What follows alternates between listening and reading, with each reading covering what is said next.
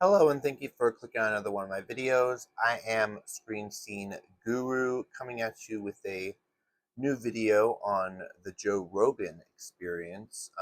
He just uploaded a video today, and I've got a bit of notes jotted down, going over a few topics. But first off, we've got Joe Rogan interviews UFO whistleblower Jason Sands about his crashed alien craft, his experience with a unidentified phenomenon on the Nellis Air Force Base.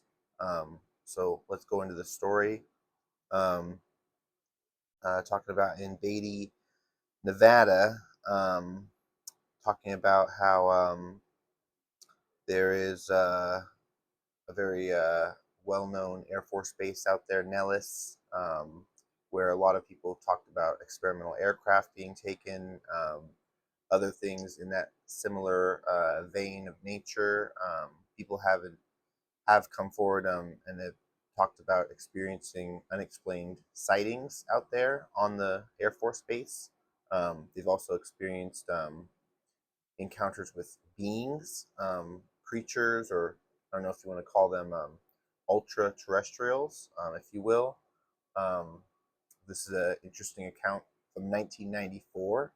Um, Jason talks about his encounter with a creature in a uniform, a military uniform, um, and he talks about how his pigment, his skin, is different from the typical human skin. It's more of a white slash light blue, which is interesting to hear.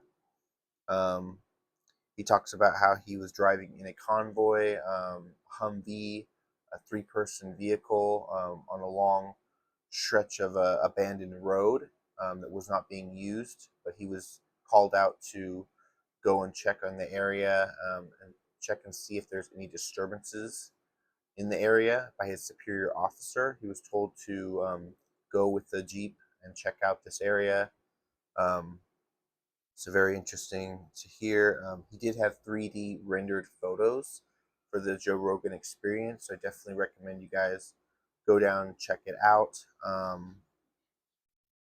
Interesting stuff going on with all the videos. They're being released from the pilots. We're getting to see a little bit more of some of the shapes of the craft.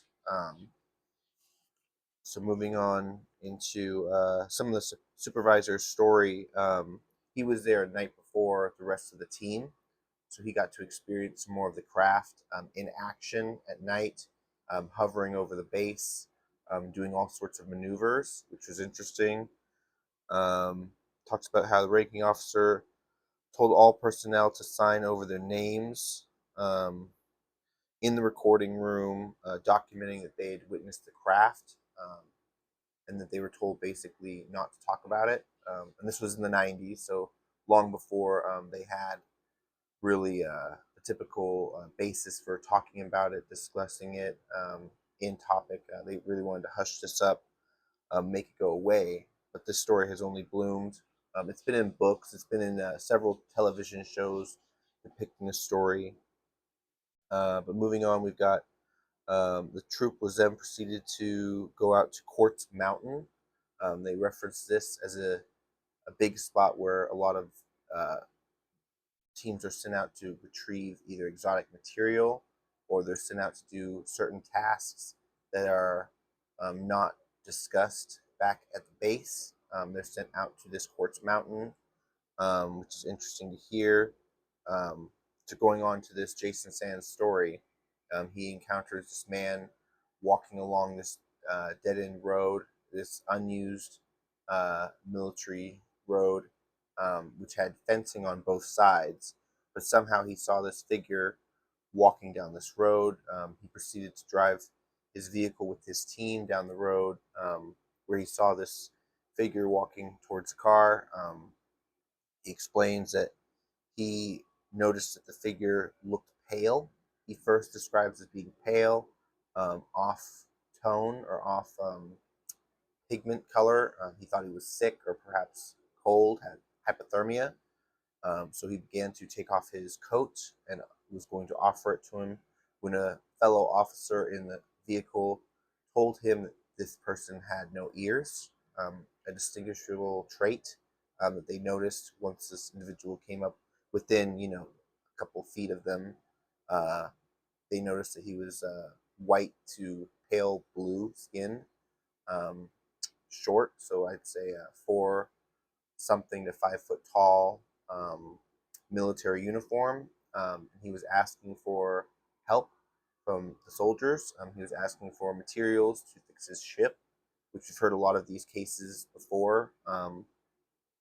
One of the interesting things I noted down here was that the soldier tried to point the creature, or ultra terrestrial, if you will, back to Nellis Air Force Base. And the creature had a distinctive um, vibration that he said it gave off, or a psychic tone, that it did not want to go anywhere near the base. It felt the soldiers on the base were murderers and Neanderthals, which I thought that was very interesting to hear. It kind of held them responsible for taking down the craft, um, which was kind of funny to see. Uh, it mentioned that they needed to get a rare earth element. I believe it's mixed metals, fused metals, that the ultra terrestrial was talking about, tritium, which one of the soldiers ended up going to a university and trying to get a sample of it to bring back. But when he came back to the Air Force Base, the individual was gone, as well as his craft that was crashed in the desert sand.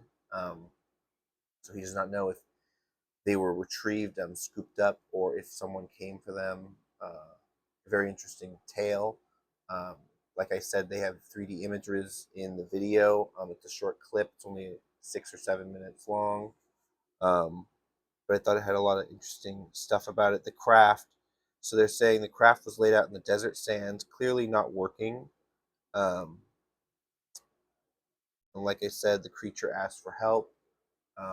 It wanted to try to fix its craft and go on about its way.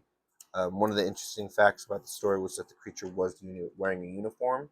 I thought that was fascinating. Um, Yet many other officers talk about strange sightings on the ranch, or on the base, um, seeing unexpected lights coming out of the ground, and also vehicles in the airspace that are unexplained, and their superiors tell them not to worry about it. Um, so that's very interesting to hear about as well. Have you guys heard about some of these stories? Have you guys heard about the Joe Rogan experience going into aliens? The last 2 years, I'd say they've been really popping off about this. The Jason Sands story has been around for a while, since the 90s. I believe he profited off it in the early 2000s with his book, but it was well known about for a long time now, for him being a whistleblower. But a lot more coming forward now, and it's great to see a lot more of these firsthand eyewitness accounts of all this stuff, and we're getting actual good detailed evidence about all of it. So it's finally making it the light of day. Let me know your thoughts down below in the comments. Make sure to like and subscribe for future videos on the topic and on all the stuff I cover here on the channel. Movie news, games, comics, all kinds of things. But thank you once again for clicking on the video. I will catch you next time. So have a good one. Bye bye.